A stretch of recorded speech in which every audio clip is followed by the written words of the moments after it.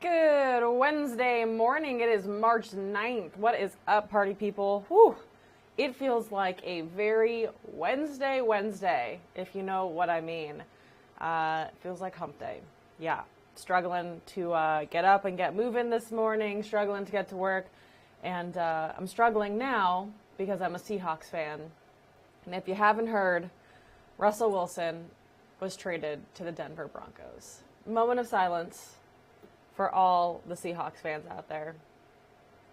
So if I'm a little bit grumpy today, that's why, because our quarterback got traded to another team, and now I don't know if I'm a Seahawks fan or if I'm a Russell Wilson fan. Do I still cheer for the Seahawks and just hope that Russell Wilson does well at the Broncos and I wish him well, or do I convert and do I jump on the Bronco bandwagon? Am I a fair weather fan? I guess that's all up to me to decide. I'm still in mourning, so grief takes time to get over. So, I gotta grieve this. Well, good morning. Happy Wednesday. I hope that you're having a little bit of an easier start to your Wednesday than I am here. Whew, I'm tired and I have a headache, and Russell Wilson got traded to the Broncos.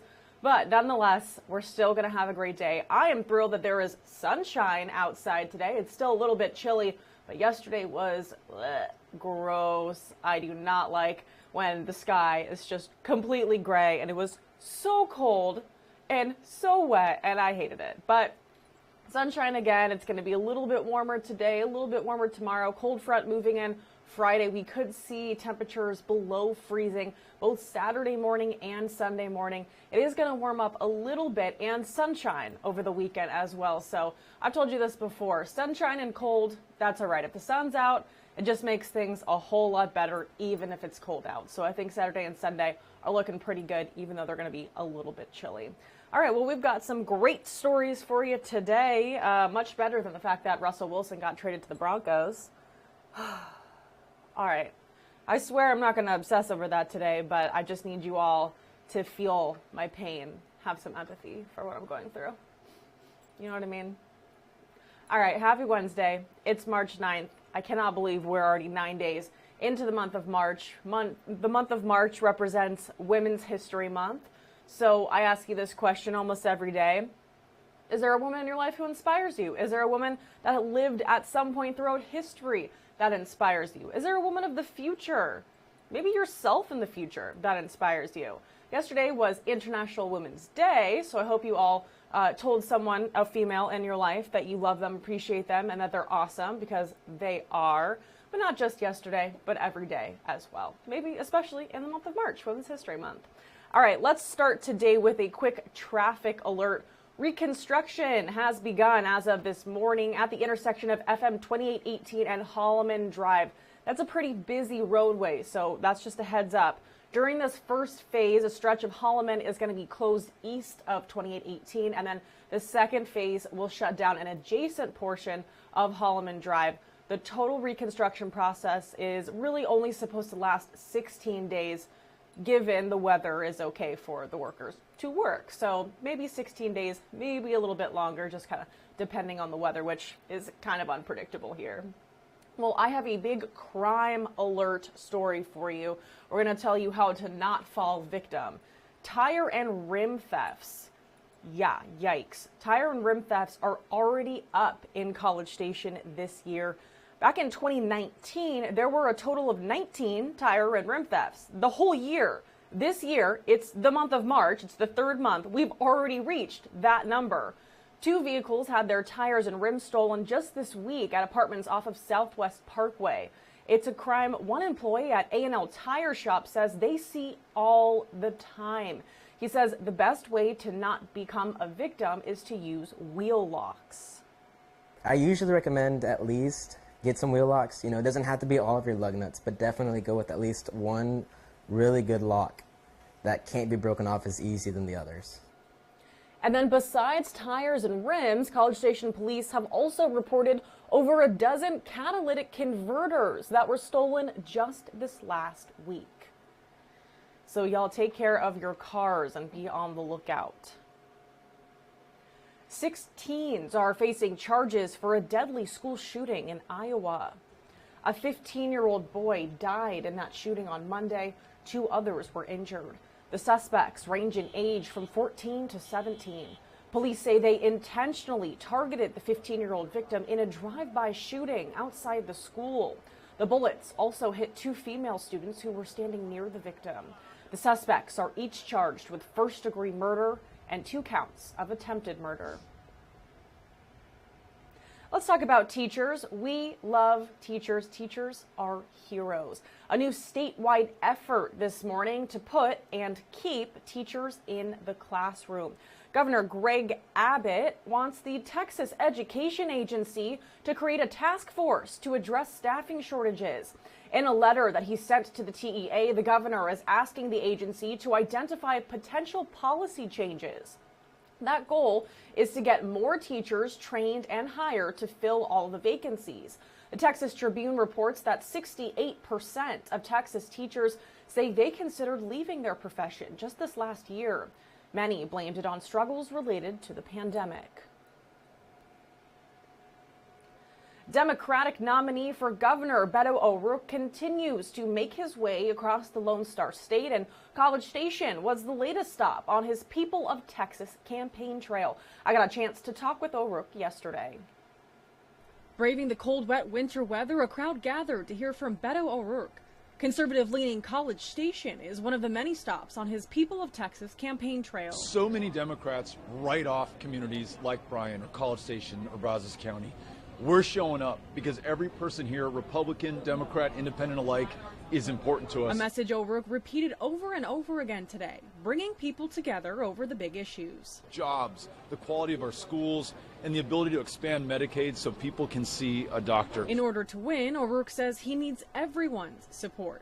That includes students, like the vice president of the Texas Aggie Democrats, who says despite A&M's reputation as a conservative university, there are a lot more blue voters than one would expect. If you look at the electoral map in 2020 at the precinct level, there were huge portions of campus, huge portions of this county that ended up actually going blue. So the Democratic voters are here. We just have to kind of make people realize that they're here. O'Rourke says that after a 500% increase in young voter turnout in 2018, he knows just how important these votes are moving forward. They're critical, and so many of the challenges we have could be fixed if we actually just listen to the students who attend these institutions in the first place. They know where the gaps are. They see opportunities that others may be blind to. We need to make sure that we listen to them, that their voices are included, and that they literally have a seat at the table. In College Station, Abigail Metch, News 3.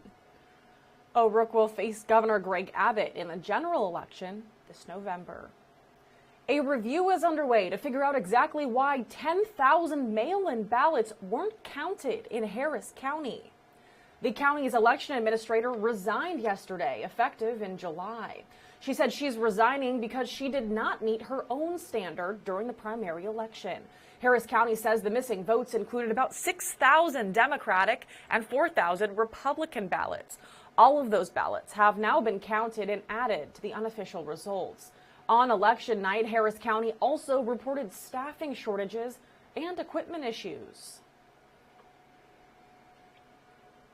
President Biden is vowing to help veterans exposed to burn pits in Iraq and Afghanistan get the care they need. During his trip to Fort Worth, the president pledged that the U.S. would not make the same mistakes it did following the Vietnam War. What I found with my son, what I found with my friends, I found with the generation of Vietnam, there's this notion that you shouldn't ask for anything. You're military. You don't ask for anything. You just serve. You should be asking. You should be letting us know. You should let us know what is bothering you, what is the problem, because we owe it to you. Well, the president is calling on Congress to pass legislation that would help veterans that have been exposed to toxic substances. The House passed a bill addressing that issue just last week. It's now headed to the Senate, and Mr. Biden says he wants it on his desk as soon as possible. Before leaving Texas yesterday, President Biden announced a ban on importing Russian oil. This will deprive President Putin of nearly $300 million in daily revenue. This is a step that we're taking to inflict further pain on Putin, but there will be cost as well here in the United States. I'm going to do everything I can to minimize Putin's price hike here at home. Well, lawmakers are trying to help with rising costs. They've introduced a bill to drop the 18-cent federal gas tax through the end of the year. The White House isn't explicitly endorsing the idea, but has said that they'll consider every single option. Some U.S. food and beverage giants are taking a stand against Russia and its invasion of Ukraine. That includes McDonald's and Starbucks. They just announced that they're shutting down their restaurants and cafes in Russia. Coca-Cola also following suit, announcing today that it's suspending all business in Russia.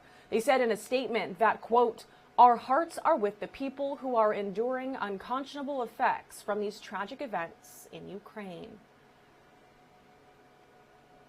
Leaders in Congress have reached a bipartisan deal to provide nearly $14 billion to help Ukraine and European allies. It's part of the overdue $1.5 trillion government funding bill.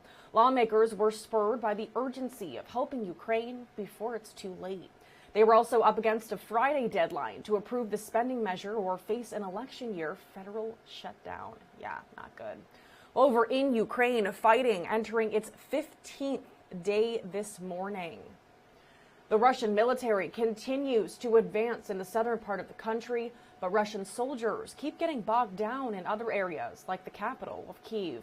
The U.S. Director of National Intelligence says Putin views the war as one he can't afford to lose. The CIA director says Putin will likely step up the offensive. Where that leads, I think, is for an ugly next few weeks, in which he doubles down, as I said before, with scant regard for civilian casualties, in which urban fighting can get even uglier. A temporary ceasefire allowed some residents to evacuate cities yesterday. More than 2 million people have now fled their home country. Some of them have families here in the United States. But according to the State Department, Ukrainians are only being considered for resettlement in the U.S. if the countries they fled are also unsafe.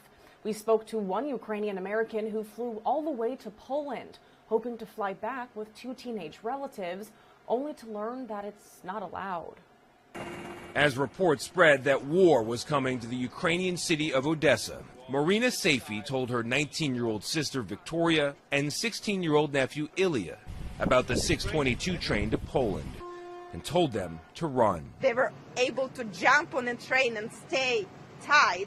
Yes, like that. So there were a lot of people who were trying to get out. The moment the teens were safely on board, Saifi and her husband ran as well, boarding the next flight from California to Poland and leaving behind their 2 children, the youngest just 2 years old. The directions were that as soon as you get out of the train, you are not going to any volunteers. You sit there and you wait 10 days, 20 days until your auntie comes to pick you up. They reunited 5 days ago on that now famous train platform in Przemyśl, thinking the hard part was over. But that's where the family's luck ran out. When we went to the American embassy, they just turned us away. They have no sympathy, no understanding. Even when I say I'm American citizen, I want to take my kids. Despite reassurance from the U.S. government. And we're going to keep providing security assistance, economic assistance, and humanitarian assistance. And special protections for Ukrainians already living in the U.S., the State Department so far hasn't announced any exceptions for those fleeing the war, even if their closest family relatives are American. Saifi was stunned. When the leaders of the country, right, tell you we stand with you, we support you, this is not actual support. Actual support is when you help me to bring my family. They don't have any place to go. They have to go with me. To make matters worse, Victoria lost her passport in the rush out of Odessa. Poland let her in without even checking the documents. They allow people in without even birth certificate, because there is a humanity. And why America cannot be human? The situation has left her in what feels like an impossible no man's land. She can't leave her family in Ukraine, but she also needs to get back to her children in America. How long can you stay in this limbo? It's extremely hard. I'm a fighter. I'm going to be fighting for them. I will not send them back. I will never send them back. But stuck in Poland and prohibited for now from entering the U.S., there's only one place these teenagers really want to be. She wants to go home. Tony DeCopel, CBS News. Well, right now, no one else in Sifi's family is able to get out of Ukraine to be with the kids. Isla's mother, Sifi's other sister, is a police officer, and their grandmother is not well enough to travel. Now, CBS reached out to Sifi's congressman, Representative Eric Swalwell, whose office told us that they were contacting her and willing to help in whatever way they can. Former U.S. Ambassador to Ukraine, William Taylor, is providing his insight to Texas A&M students. More than 400 people joined a Bush School virtual event to hear his views and expertise on the conflict. Taylor says he's heard lots of questions asking why Americans should care about this war. He says it's all about defending democracy. Ukraine's defending us as well, and we should support them because they are on the front line of their fight that they didn't pick, the front line of Europe, front line of Democrats against autocrats. This is an important fight, and I believe that we should support them.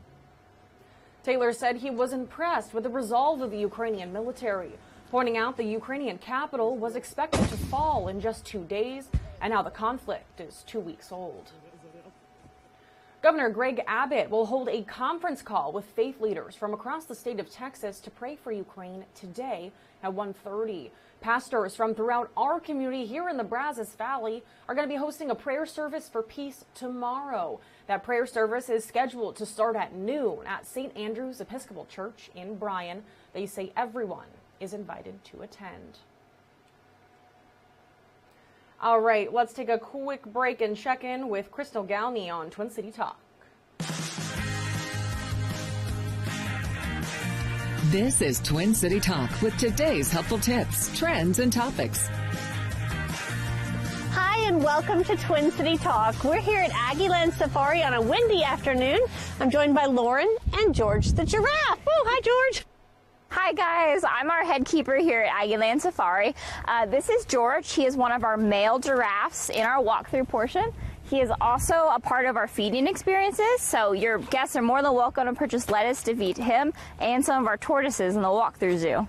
And what else can you see on the walkthrough? Yeah, so we have a bunch of different species of birds, mammals. We even have a hippo. And we also have a lot of farmyard friends that your guests are more than welcome to go purchase food for as well. Yeah, I love that you can see this long tongue up close and personal. Yeah, so giraffes actually have an 18-inch long tongue. It's completely prehensile, and it's got a little bit of sticky saliva, so you might even get a little bit of slobber on you when you're feeding. There you go. Okay, what can we see on the drive-through portion? Yeah, so in the drive-through, we have American bison, we have a lot of species of cows, zebras, a lot of deer. We even offer free bus tours on the weekends. Yeah, tell us about those tours. On the weekends, our education department hosts free bus tours, so they're completely free. You don't need to sign up. You can just hop on a bus. They run every hour to hour and a half, and they're completely guided, so they'll answer all your questions. That's great, because sometimes when you're driving it yourself, you don't really know all the information. Yep, they can answer all your questions and give you fun facts. Okay, and I know y'all always have specials running. Tell us where we can find out about that. Yeah, so for any specials, visit our Facebook page and our website, and you'll get all your updates there. Okay, and season passes as well. Yep. Okay, if you'd like more information about Aggieland Safari, just log on to the Twin City Talk page at kbtx.com. Okay, how many of you have been to Aggieland Safari? Because that is so awesome. You have no idea how badly I would love to feed a giraffe. That is so cool. Aggieland Safari is definitely on my bucket list for things to do here in the Brazos Valley. President Biden is reportedly expected to sign an executive order this week to begin government regulation of cryptocurrency. It's in response to growing concerns that Russia could use crypto to get around sanctions levied in response to its invasion of Ukraine. The Justice Department, Treasury, and other agencies will also study the possible development of U.S.-backed digital coin. Well, I gotta learn a little bit more about cryptocurrency before any of that happens, because I still just over my head, no idea what it is. The first person to go to trial on charges from the assault on the Capitol has been convicted on all counts. It was a pivotal victory for the Justice Department because it can create a blueprint for trying hundreds of cases just like it. Scott McFarlane has reaction to the verdict in the trial, where prosecutors had almost all of the evidence on their side. It took the jury less than 4 hours to convict Guy Reffitt of Texas on 5 counts, including carrying a gun to the Capitol grounds, obstruction of Congress, and interfering with police. He now potentially faces up to 60 years in prison. For days, prosecutors showed jurors a series of videos and photos of Reffitt at the front of the mob on January 6, 2021, though he never made it inside the Capitol. His own son testified against Reffitt, saying he was so frightened by his father's anti-government rhetoric that he tipped off the FBI. And he pointed to messages in which Reffitt bragged after the riot. I felt so patriotic and felt like such an American doing what we did. Reffitt didn't testify, and his lawyers didn't present any witnesses. One juror spoke with us after the verdict, asking we not reveal her identity. Did that matter to you at all, that this man didn't take the stand and didn't present a defense? It did. It did. The one time that we saw any emotion out of him was when his son took the stand. So yeah, it did. It mattered a lot. Prosecutors didn't just win this case, they potentially won new leverage over those still awaiting trial. There will be many defendants who have seen this verdict, saw how it was returned quickly, unanimously, the strength of the government's case, and they're going to seek a plea deal, and they're going to seek cooperation as part of that. After the verdict, Reffitt's wife told me she hopes other defendants are not scared into taking pleas. The reason that we have all guilty verdicts is they are making a point out of Guy. There's also a new high-profile January 6 defendant. Proud Boys leader Enrique Tarrio was arrested on Tuesday and appeared in a Miami court charged with conspiracy. He didn't take part in the riot, but prosecutors say he helped plan and direct the mob. Tarrio's attorney tells CBS News he has no comment and is back in court Friday.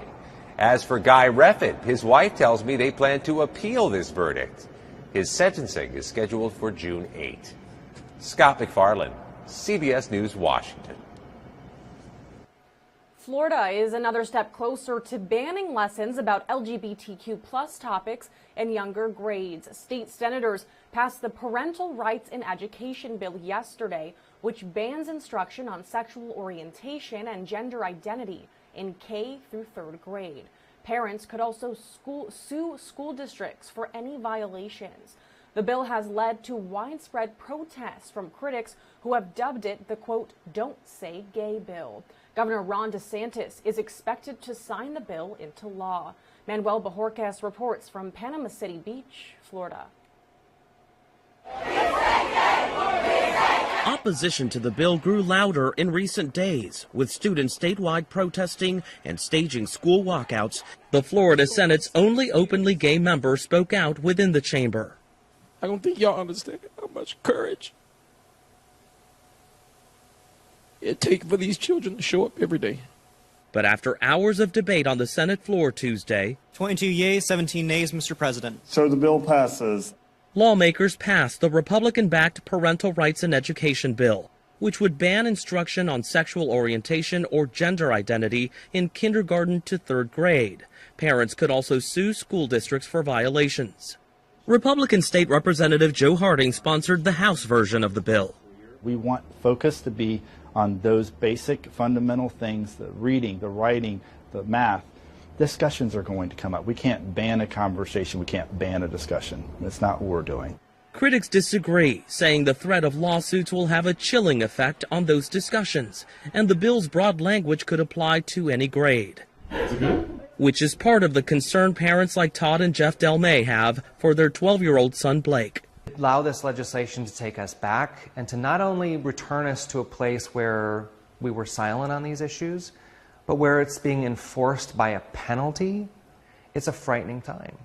The U.S. Secretary of Education, Miguel Cardona, has called Florida's bill hateful and hinted at possible legal wrangling if federally funded schools are found to be in violation of the nation's civil rights laws. Manuel Bajorquez, CBS News, Panama City Beach, Florida.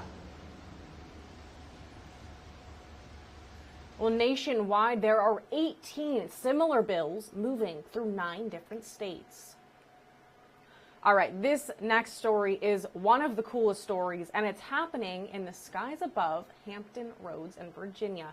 As we celebrate Women's History Month, we're introducing you to 5 Navy pilots who are soaring to new heights. with each step on the flight line at Naval Air Station Oceana. It's humbling to think, like, not everyone gets to do this. Lieutenant Michelle Espinal walks a path few like her have traveled. Growing up, there was nothing I ever thought that I couldn't do because I was a female. It's not how the world was when I was born. But she doesn't walk alone. It's a workout every time. Espinal is one of 5 female pilots in the same squadron, unique for the Navy, but for these women. That sounded like the most exciting, best thing I could possibly do. The cockpit of a fighter jet never seemed out of reach. And I was just in awe at how cool it was. I decided this is the coolest thing ever. The women of Strike Fighter Squadron 213, the Fighting Black Lions, Lieutenants Michelle Espinal, Amber Soma, Rebecca Ryan, Michaela Sakach, and Natalie Sava. It's pretty epic, the job that we're doing, so I think sometimes we get really wrapped up in the tactics and all that sort of stuff, but it's cool to take a step back and be like, wow, this is pretty rare. Rare, even after almost 50 years. The Navy was the first branch of the U.S. military to welcome female aviators. That was in 1974. But it wasn't until nearly 2 decades later, 1993, when the military finally allowed women to fly combat missions. Today, women make up about 12% of all Navy pilots. The pace of progress can seem slow. There are some squadrons that still don't have very many women, especially in the aircrew side. But it's awesome seeing more and more women out there on the flight line. No, that doesn't diminish what these women and those who flew before them have accomplished in the air and with each other. But it's even cooler to be with each other and have such a great female support system that we do in the command. It's a strong network of women. We have a lot of mentors, a lot of role models that they didn't used to have that in the past. Now, as these 5 women soar to new heights above Virginia Beach, they become the role models for the next generation of Navy pilots. I would like to think that when young girls see us, they know that this is something that you can do. I would tell them that there are seriously no boundaries. Back on the flight line, Lieutenant Espinal says, just go for it. Don't let anyone tell you that you can't do something for any reason.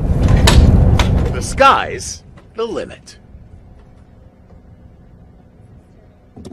Well, for its part, the Navy says it's making strides in attracting female aviators and advancing them through the ranks.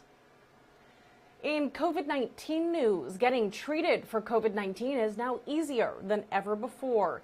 The nationwide Test to Treat initiative is now underway. There will be hundreds of places from pharmacies to health centers where people can go get checked out for COVID. If they're positive, they can get antiviral pills on the spot. It's part of the National COVID Preparedness Plan.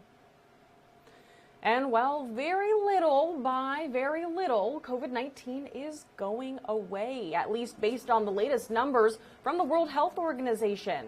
New global cases have declined by 5% and deaths have dropped 8%. The WHO just released the update this morning.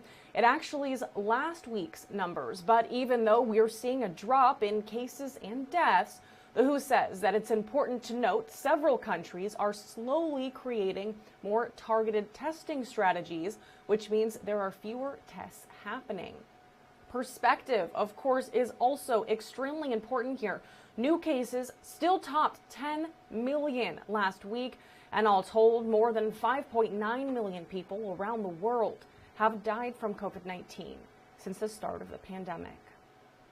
Losing your sense of smell and taste are symptoms of COVID-19. Some patients can still experience this problem months after the infection. Now, researchers in Philadelphia are testing a new way to restore those senses. Stephanie Stahl has one woman's story.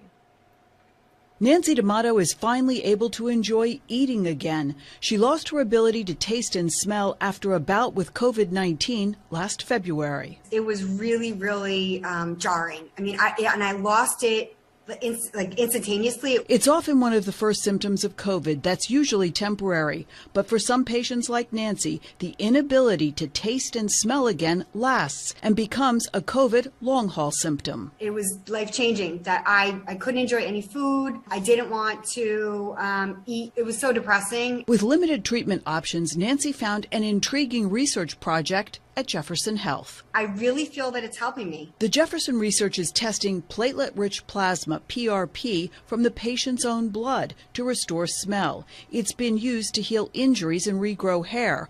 Now, instead of injections, Dr. Rosen and his team are using a biodegradable sponge infused with PRP. We put it up very high in the nose where all the smell fibers are located. Gets absorbed through the lining of the nose. It basically helps those cells that have been damaged by the COVID virus to start regenerating. He says of the 9 COVID patients who've received PRP, 8 have responded. I'm able to start to enjoy some flavors, food again. After 5 treatments once a month, Nancy says her sense of smell and taste are slowly coming back. She's able to enjoy her perfume again and is back to wine tastings.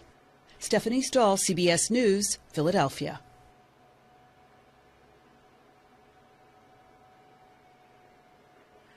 Well, Rosen says that PRP therapy has helped other patients who have trouble with taste and smell. He hopes to get a grant to expand the research on COVID-19 patients. All right, y'all, we're about 30 minutes into the show today, and we have covered a whole lot of headlines. So we've got a couple of sweet stories coming up because sometimes the news can be a little bit overwhelming. It's important to talk about, make sure that we're aware of what's happening in the world, in our nation, in our state, in our communities. But we also try to incorporate some good things that are happening. I've heard so many friends, family members, community members, neighbors who have come up to me and said, you know, I don't really watch the news much because a lot of it is just really negative. And I'm like, yeah, no, it is. I think they're surprised. They want me to argue with them, but I can't really argue with that. There is a lot of negative news in the world, but there's a lot of positive news in the world too, all right? So we've just got to do our best to seek that out. So if you have a positive story or you're doing something fun and you want me to promote your event, send me a message, all right? We've got a ton of stuff coming up this weekend, next weekend, the following weekend. Like a ton of stuff. I'm lining up interviews left and right with community members who just simply reached out and said, hey, Abigail, guess what? We're doing this really cool thing. We think it's going to be a positive impact on the community. I think people are going to have a whole lot of fun with it. And I'm like, great, let's talk about it so that more people can find out about it and help fundraise or have a good time, whatever the case may be. So if you have a positive story, something going on across the Brazos Valley that you want help spreading the word for, I'm your girl. Let me know. All right, super cute story here. Students at the International Leadership School of Texas are embodying their motto of putting others before self. Students donated necessities to NICU families over at Baylor Scott & White yesterday. Students donated hundreds of items, including blankets, socks, scratch mittens. The donations were collected by 4th and 5th graders over a month time span. The 4th grader who came up with the idea of donating to the NICU says this project was important for her as her little brother was in the NICU for a few weeks. She says she hopes donations give families a head start. It's really awesome to help others because it helps them and it makes them feel happy, and that makes me feel happy. Baylor Scott & White officials say these donations are important in helping parents bond with their babies. What a beautiful heart that those kids have. Long intermediate school students are spreading positivity through artwork. This is awesome. Check this out. Students are working on inspirational hallway murals. These murals have been 3 years in the making. A Long intermediate art teacher tells us that most of the murals are painted all by the students. Along with positivity, the art teacher says the murals encourage diversity and strong campus culture. The art teacher also says that students are now working on an autism awareness mural, along with 4 others. And speaking of positive stories and positive things happening throughout our community, this is the time that I will remind you that all throughout the month of March, United Way Brazos Valley is celebrating National Read Across America Day with a month-long community book drive. So you can help by giving books to local children, donating new or gently used books. There are several different drop-off locations on the United Way website. Peggy Goss from United Way joins us now to tell us more. Peggy, thank you so much for coming back on the show. We're super happy to be talking to you again. Let's talk about the community month-long book drive that United Way is hosting. Yes, we're really excited. I think you know that we do frequent book giveaways, and this is our opportunity to talk about the National Reading Month and getting people to donate some of their old books they're not using and donate them to a child who would really enjoy having that book. All right, so how does it work? Because I know a lot of folks, including myself, who really want to participate, have a ton of books lying around. Maybe they just didn't get to reading them, or they read them and they're ready to give them to a good cause. They want them to go to a good home. How do I go about doing that? Yeah, we tried to make it pretty easy. We have multiple places they could drop a book throughout the Brazos Valley. If the easiest way to check for locations would be to go to our website, uwbv.org, and kind of scroll over to our impact and click on our early literacy program, and it contains a list of all the places you can go. I mean, one of the easy things to do is the First Financial banks in Bryan and College Station are accepting drop-offs, but we've also got partnerships with the Navasota Grimes County Chamber of Commerce. Here at our office, of course, the United Way office, University Title, Enterprise Rent-A-Car in Brenham, and Allen Samuels Chevrolet Buick in Hearn, and Kawasaki Caldwell and Brookshire Brothers as well in Madisonville. So we're excited about that. So Peggy, obviously you and I both know, and I'm sure a lot of our viewers know as well, the importance of literacy and the importance of those book giveaways that you guys do, and now this book drive. But let's talk a little bit about the purpose behind it. Like I said, the importance of literacy. Yes, one of our programs is to focus on early literacy. And so we really would like books for kind of the younger kids, babies, preschool, early kindergarten and early elementary years. And that's because that's when kids are developing their vocabulary. So the time to spend reading to children early is really important, and often as well. So we want to make sure that kids have an opportunity to be around language. So reading to your kids is the easy thing to do because you don't have to think of anything to say. But even if you play rhyming games with your children, all of those make an impact on future success with reading and vocabulary. And something else that United Way of Brazos Valley is doing, and Peggy, you and I talked on News 3 Now about this when y'all were trying to win that grant. Now we know you won for the Ride to Health program, which is so vital of getting people to those medical appointments. Transportation, like we talked about, is a huge, huge accessibility problem here in the Brazos Valley. But now that the program's up and running, we're looking for some volunteers, right? We definitely need volunteers for that program. And we have made a lot of headway. We've actually launched that program officially as of last week, where we completed our first volunteer drivers taking patients to their healthcare appointments.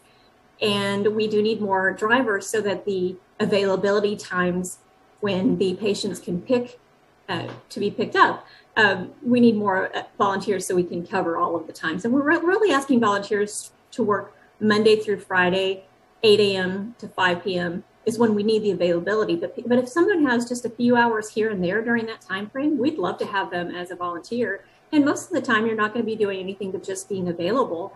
And you hopefully will know your ride is coming in advance of your shift anyway. So if you told me you were available from 3 to 5 on a Friday, you'd probably a day or two ahead of time know that ride was coming as well. So it's working really well so far. We just need more volunteers to participate. And so Peggy, if someone's watching this interview and they're like, yeah, that availability works for me, how do they contact you? How do they become a volunteer?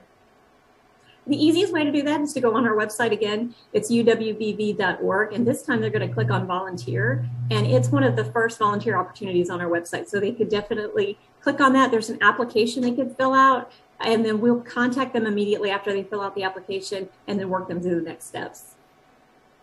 All right, Peggy, I know I said that those were the two things we were going to talk about, but I did think of one more thing that I just want to mention quickly, which is the Unite to Fight event coming up in just a couple of weeks. Let's talk really quickly about that event. Where is it? When is it? How can people buy tickets for that? Yes, March 26th, we have a wrestling event. It's going to be at where the Bombers play, so Edible Field.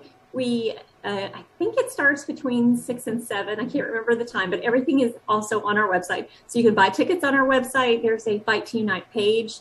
Even when you just go to uwbv.org, there's a Fight to Unite page almost immediately that you can see when you get to the page. So it's going to be fun.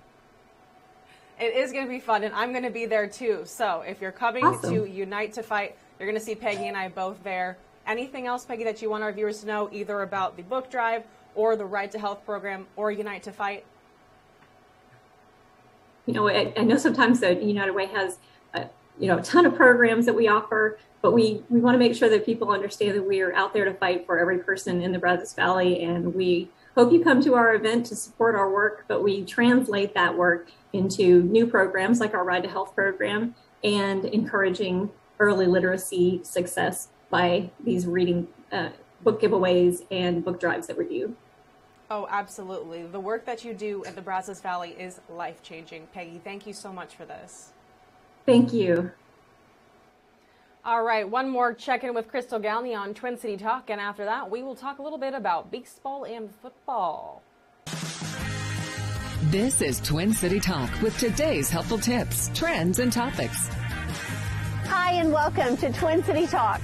We're here at Aggieland Safari, and Lauren is with us, and we're on the drive-through portion. Tell us where we're visiting. Yeah, hi guys. My name is Lauren, and I'm our head keeper here at Aggieland Safari. Behind us is our small herd of zebras. These are one of the many species you can see on the drive-through. Okay, tell us a little bit about zebras. They're beautiful. Yeah, so a fun fact about zebras is that their stripe pattern is actually as unique as your eye's fingerprint. So that means that each zebra has a really interesting and unique pattern. Wow, it's amazing. Okay, there are so many animals. Talk about what else you can see on the drive-through. Yeah, so on the drive-through, you're going to see American bison, you're going to see miniature donkeys, wildebeest, elands, scimitar horned oryxes, a whole bunch of different things. Okay, so you can drive your own car, and on the weekends, y'all offer bus tours. Yeah, on the weekends, we offer free and guided bus tours from our education department. You don't have to sign up in advance. You can just come, show up, and hop on a bus. Wow, and they tell you all about the animals. Yep, so they're fully guided, and they'll be there to answer all your questions and have some fun facts. Very cool. Okay, also, y'all are bringing back an old favorite, animal encounters. Tell us about that. Yeah, so in the upcoming months, we're starting private and semi-private animal encounters. These are going to be something that you can have a personal experience with some of our animals and really get all of the good information and maybe do some enrichment with them. Very cool. And you can like sign up for a group. Yeah, so all of those details will be found online, and you can do all your bookings through there. Okay, so you can do that, and then of course you can feed the animals and check out all the animals you have here. We have a bunch of different feeding experiences, and you can do a whole lot here. Okay, and you want to check out all the specials and things you'll have on your website for sure. Okay, for more information on Aggieland Safari, log on to the Twin City Talk page at kbtx.com. Well, negotiators for locked out players in the MLB have now wrapped up 16 and a half hours of bargaining. Still, no deal has been reached. Ay, ay, ay. Baseball fans, you all right? I'm checking in on you. MLB fans, how we feeling? The talks lasted until about 3 o'clock this morning, past the midnight deadline to preserve a 162-game season. Still, the MLB says no additional games have been canceled and talks will continue through this morning. Seriously, MLB fans, you okay? Yikes. Aaron Rodgers is now the highest paid player in NFL history. Rodgers and the Packers reportedly came to terms on a new 4-year, $200 million contract. He will reportedly get $153 million guaranteed. Rodgers is coming off of a back-to-back MVP season with the Chargers. Freudian slip with the Packers. One source says that Rodgers considered the Broncos and retirement, but ultimately decided to stay with the Packers. I say Freudian slip because I am a San Diego gal, so San Diego Chargers, home team. Then I start thinking about how Russ Wilson is now with the Broncos, and my mind just is going all kinds of places. But Aaron Rodgers signing another deal, staying with the Packers. Russell Wilson now on the Denver Broncos. Oh, I'll get over it. I'll get over it. I probably won't. I won't get over it, but I'm going to tell you guys I'm going to get over it. All right, cool story alert. Scientists have found and filmed one of the most famous shipwrecks in history, more than a century after it sank off the coast of Antarctica. CBS's Tina Kraus has that story from London. And off to the starboard side slowly. These explorers spent weeks in Antarctica searching for a long-lost ship, sending underwater robots deep below the ice, hoping to make polar history.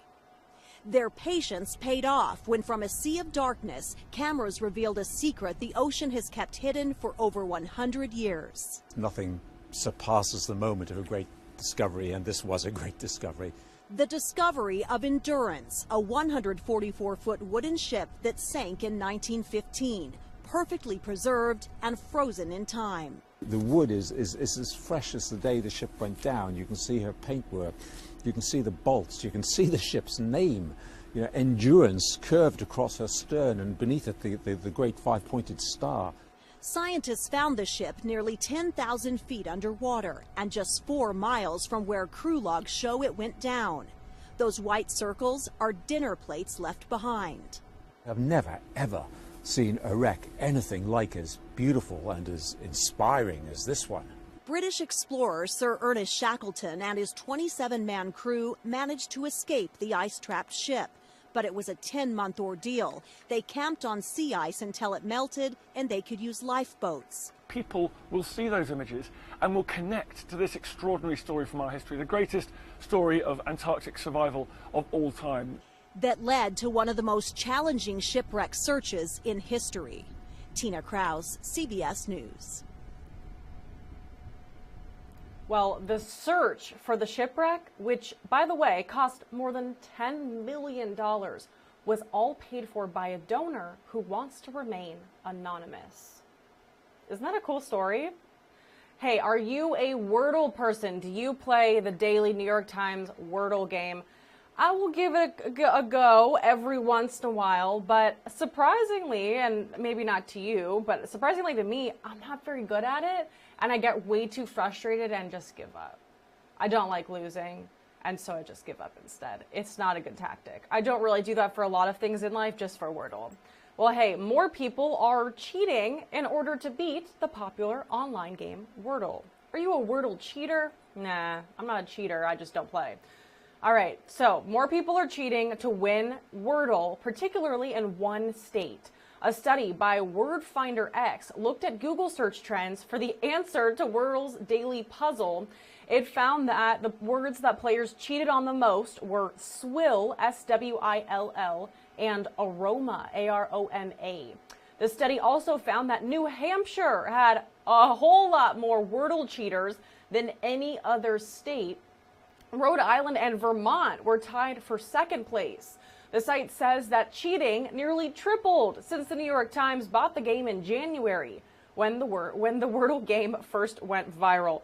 Y'all up in the Northeast, what are you doing? Cheating on Wordle, New Hampshire and Rhode Island and Vermont? Shame on you. Just play the word game. And if it's too hard and you get too frustrated, just give up and pretend like you never started in the first place. That's what I do. Well, hey, today is kind of a somber anniversary for any of y'all who love 90s hip-hop, which I do.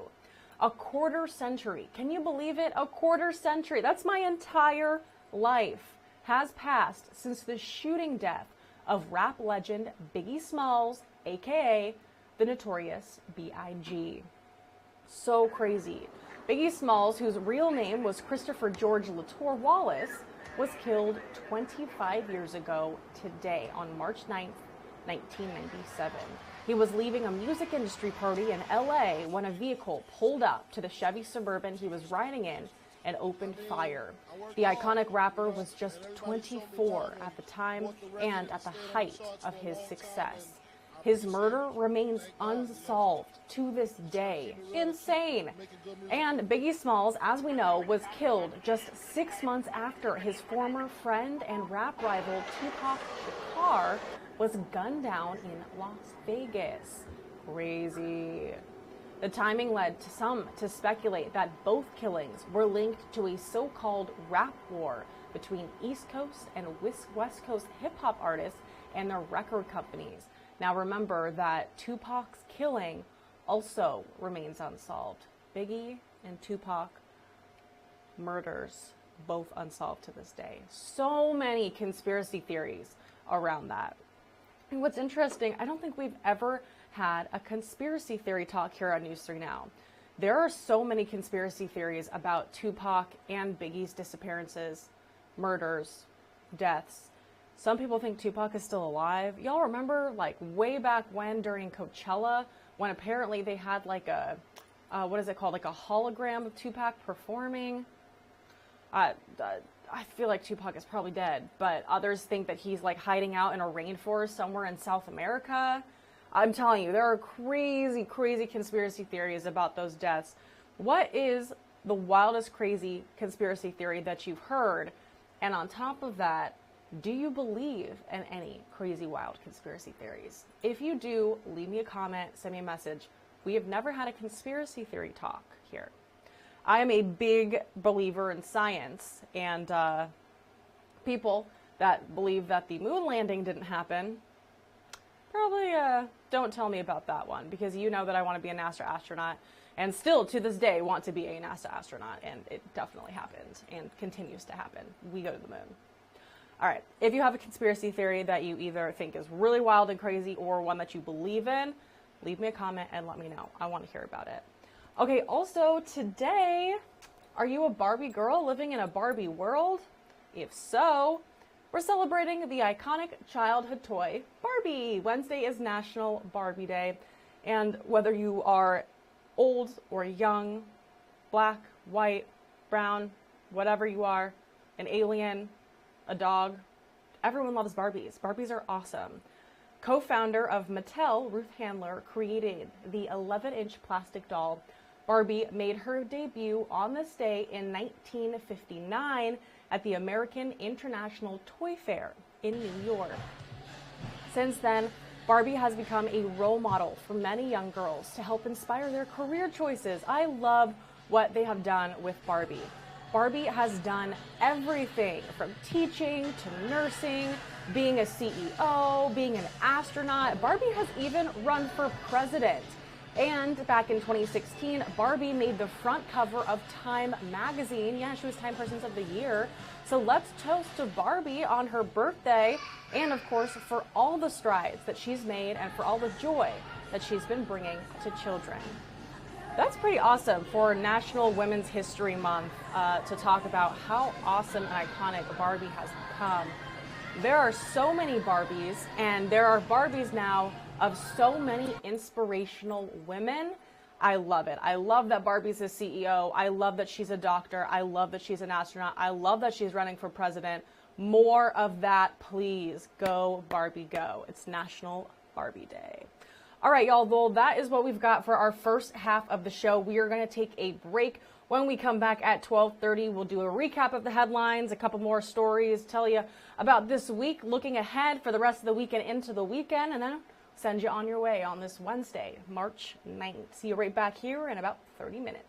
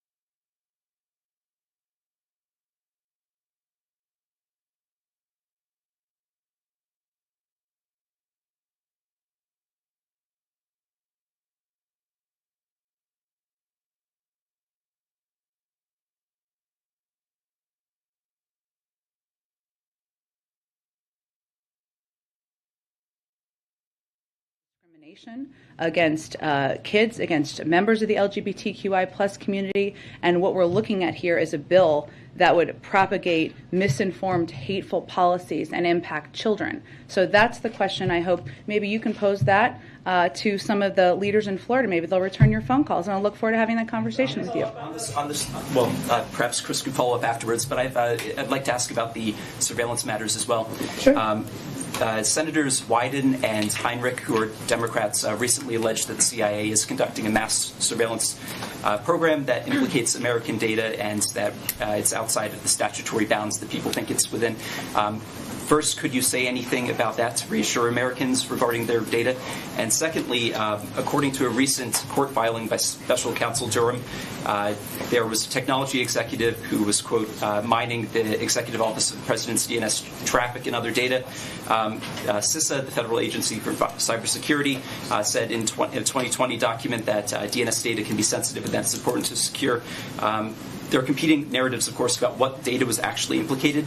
So could you share with us what data was implicated in this and whether the White House has any security or privacy concerns regarding this alleged review? I have nothing further to comment on your questions. Obviously, this is an investigation. I put you in the Department of Justice, members of Congress. Obviously, we have serious respect for people's privacy in the country. Go ahead. Thank you, Jen.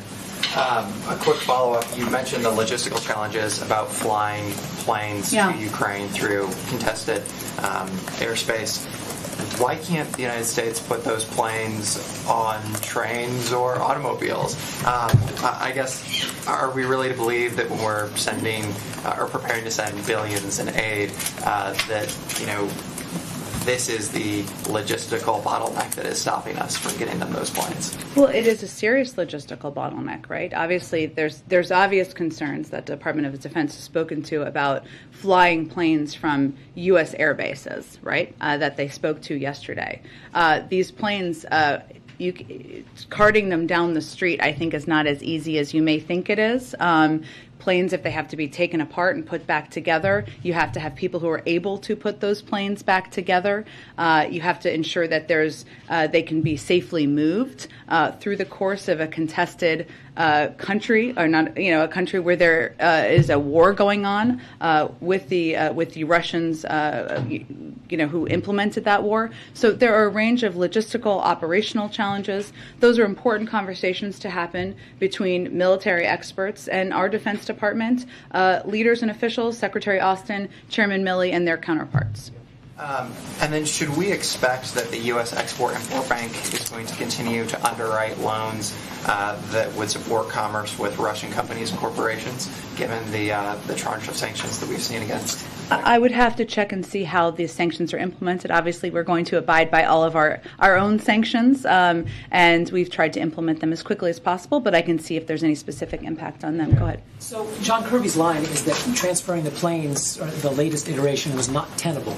Are you saying, is what's not tenable the arming of the Ukrainians with jet fighters, or is it merely the logistical things you're speaking to? I think the Defense Department spoke primarily to this, and they were very specific, Jeff. They said fighter jets manned by Americans departing a NATO base to fly into airspace contested with Russia raises serious concerns for the United States and for the NATO alliance. We have provided $1 billion in military assistance. I would say the $350 billion that was announced just less than 2 weeks ago, I believe the Defense Department has conveyed almost all of that has been delivered. We have not held back on providing weapons, anti-missile systems, tank systems at all at any point in this process. But there are important operational logistics concerns here and steps, conversations that should happen between military experts, and that's exactly what's happening. So in principle, it's a policy that the White House would support or like to find a way to solve? Again, we're having discussions about it, but there are operational and logistical questions that are important ones that we will leave to our Defense Department colleagues. There's another round of arrests in Russia. It was estimated at 5,000 over the weekend. Is the protesting the war. What is the assessment of the White House as far as how this has all affected regime stability over there? Well, I would say that I don't think we assess that President Putin thought that there would be such an outpouring of objection in his own country. He would probably not have cut off access to media, access to social media, access to basic information for the people of his country if that were the case. So we have seen people across Russia bravely, courageously protest, speak out against a war that they believe is unjust, is unwarranted, and that is incredibly powerful. Now, unfortunately, as you know, and many of you know, from working for these networks and news organizations, there have been tough decisions that news organizations have had to make, whether they're going to keep a presence in Russia because of the restrictions. And it's not just the speaking out of President Putin. It's about fines. It's about the threat of arrest. It's about safety and security that organizations have to consider. So in terms of stability, I don't have any assessment for that other than to tell you that it's pretty clear he didn't bet on the opposition from within his own country. Sharice, why don't you go in the back? Thank you. One, if I could follow up on the earlier questions about the jet fighter, is this a difference of kind or a difference of degree? I mean, is the objection that it's an airplane, or because we're, as you point out, we're sending them things that destroy tanks, things that shoot down airplanes? So, I mean, if it can be done without, they would know where they came from. I mean, so I don't even see there's any plausible deniability or anything like that. What is the hang-up exactly? I think it's pretty clear it doesn't require a military expert to understand why having planes fly from a U.S. airbase into a contested part of a country where there is a war is not in our interests and not in NATO interests. So there are logistical and operational challenges to consider and discuss. It isn't that easy to move military planes around, maybe not as easy as some of you may suspect it is. And those are conversations, again, that are happening between military experts. And I would point you to the Department of Defense for the status of that. Broadly, is there any concern that making the lives of average Russians miserable, with all these companies pulling out and things that are designed to hurt the economy, as opposed to Putin personally, as opposed to his oligarchs personally, is there a worry that that's going to consolidate his support within the country rather than diminish him? Well, I would say that our view and the view of our global partners is that when a president like President Putin, launches a war of choice where he is brutally killing, injuring people in a sovereign country, there have to be consequences. Those consequences are economic and significant, no question about it. Our target is not to hurt the Russian people. It is to squeeze President Putin and the leadership around him. But what the impact is certainly having a devastating impact on the Russian economy. And our view is that over the medium and long term, that is not going to be sustainable for President Putin and the team around him. Go ahead, Ed. So I'm starting to hear the administration talk about gas prices. The way to speed up the lowering of gas prices is speed up the transition to those clean energy. Gas prices have risen month over month, every month since the president's been in office. So is the feeling then from the president that the American people just have to wait till 2030 when the president set his goal for zero emissions, or for half cars being sold with zero emissions? No. That's never been our theory or our belief. I would say that since President Putin began his military buildup on Ukrainian borders, the price of gas at the pump in America has gone up 75 cents, which is significant, of course.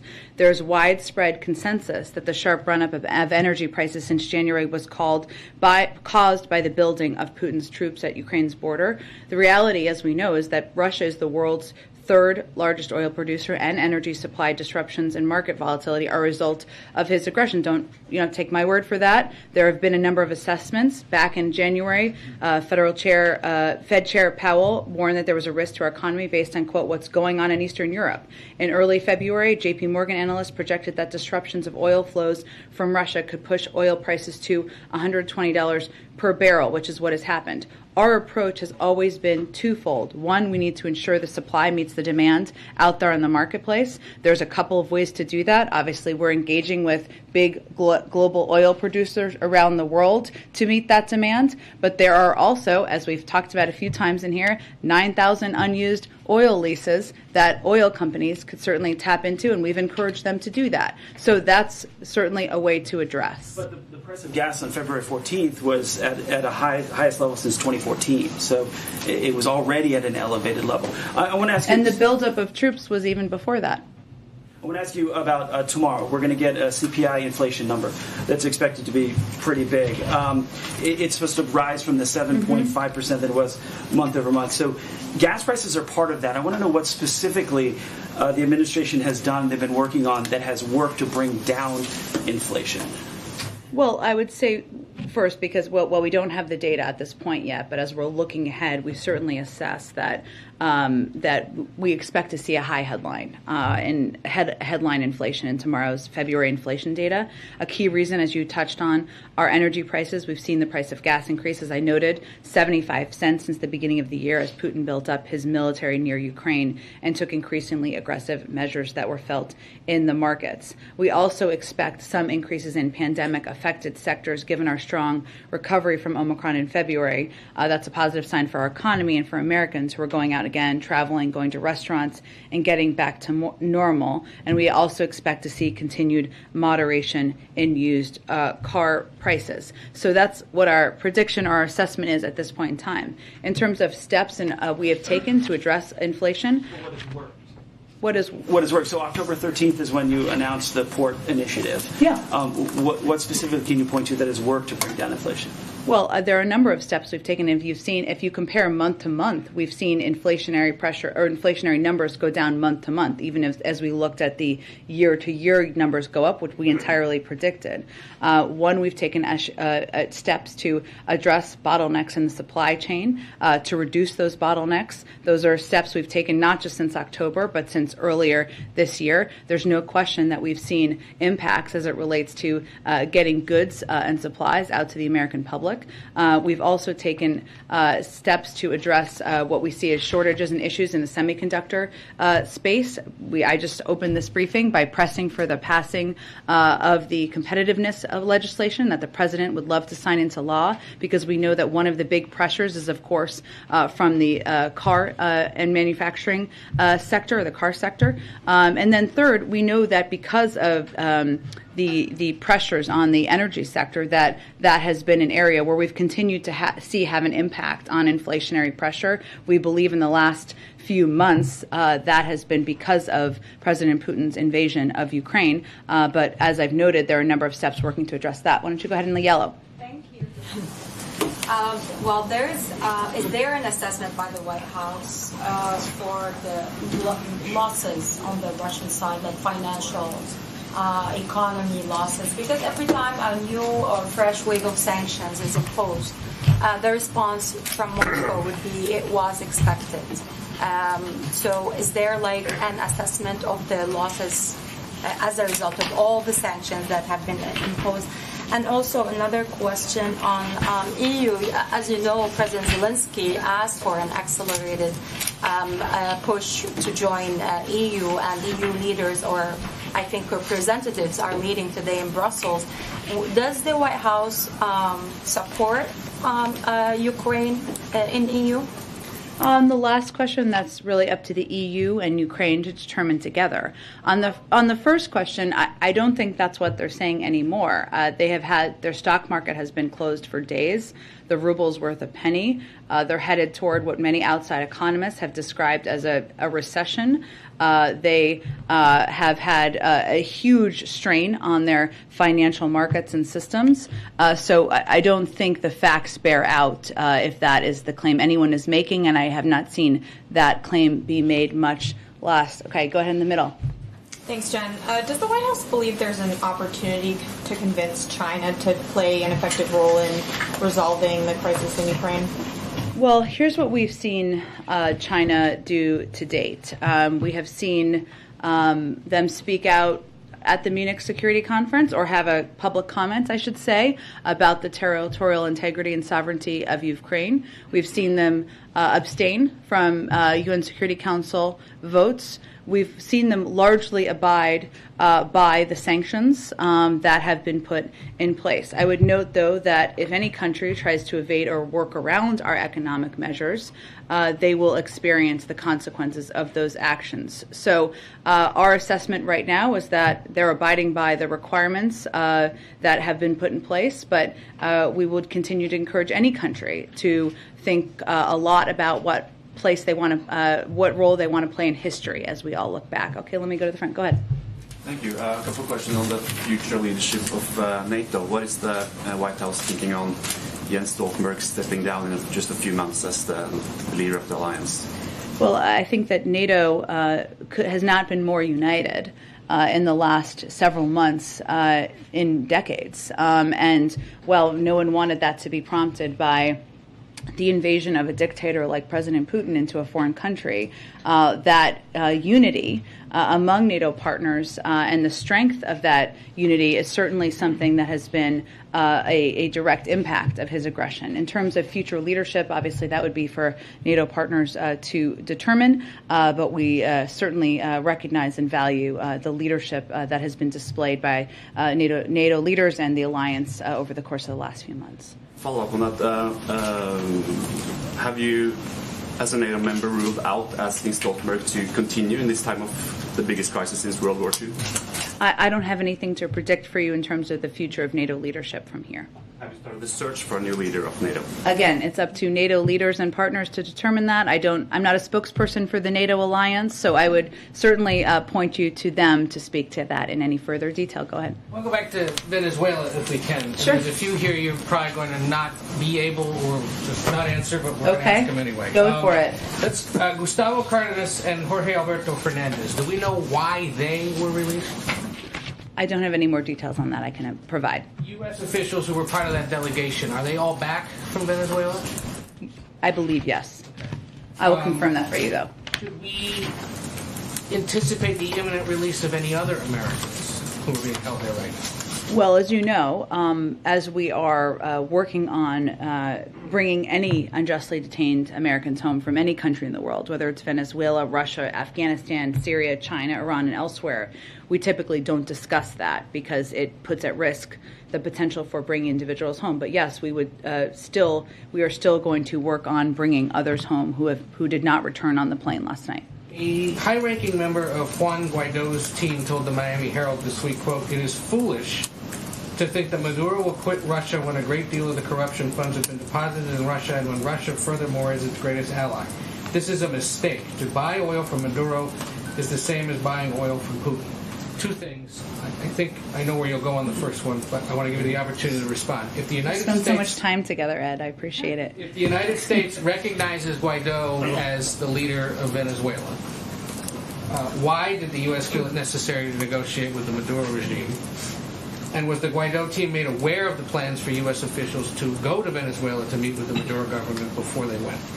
On the last, I just don't have anything more to convey to you about private diplomatic conversations. I would note that one of the steps that was announced yesterday was Maduro saying he was willing to resume talks with Venezuela's interim president. Certainly, we would note that. And obviously, part of our effort here, as you now know, was related to the health and well-being of American citizens detained in Venezuela. Hence, we had discussions with those who were detaining them. Just one, because there were so many questions, good ones about the planes going from Poland to Ukraine and whether we'd be the interlocutor.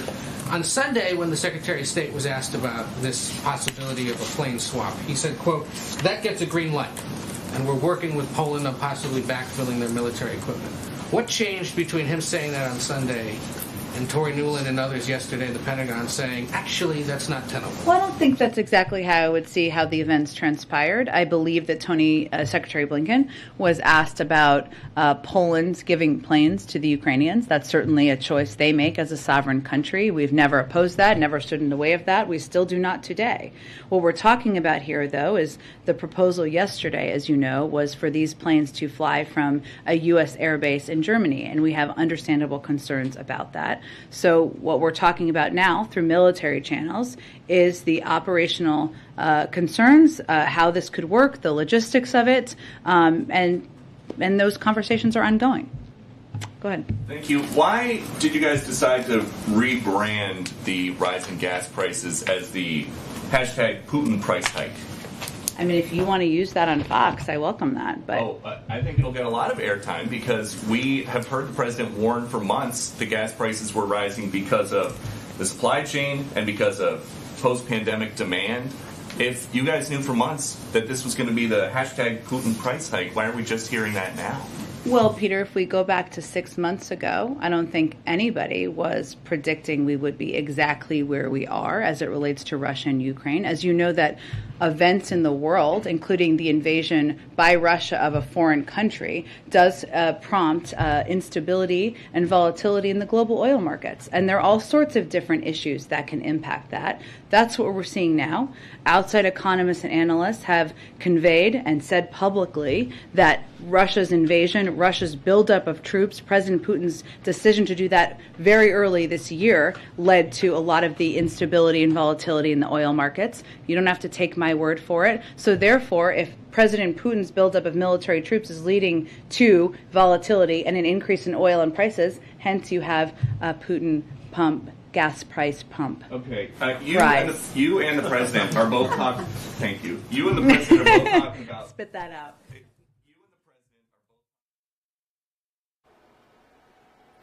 Howdy, y'all. Well, I think that's about enough news for us on this Wednesday.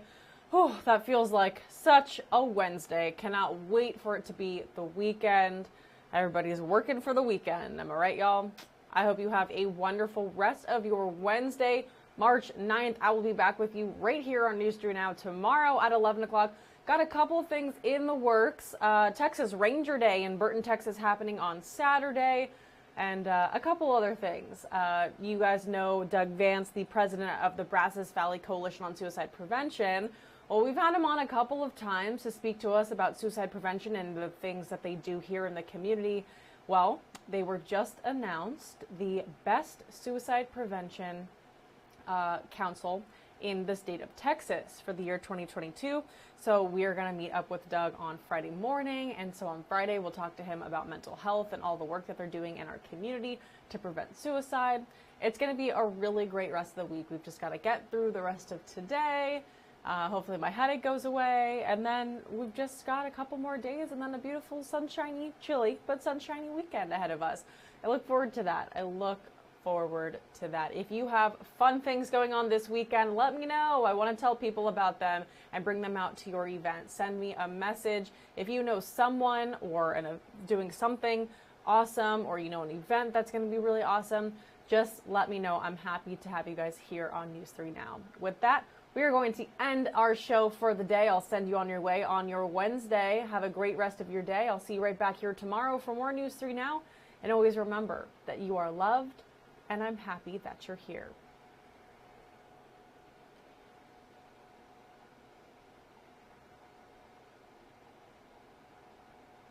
Thank you for watching News 3. Local, trusted.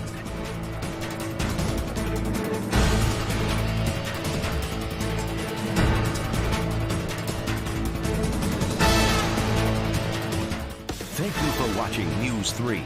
Local, trusted.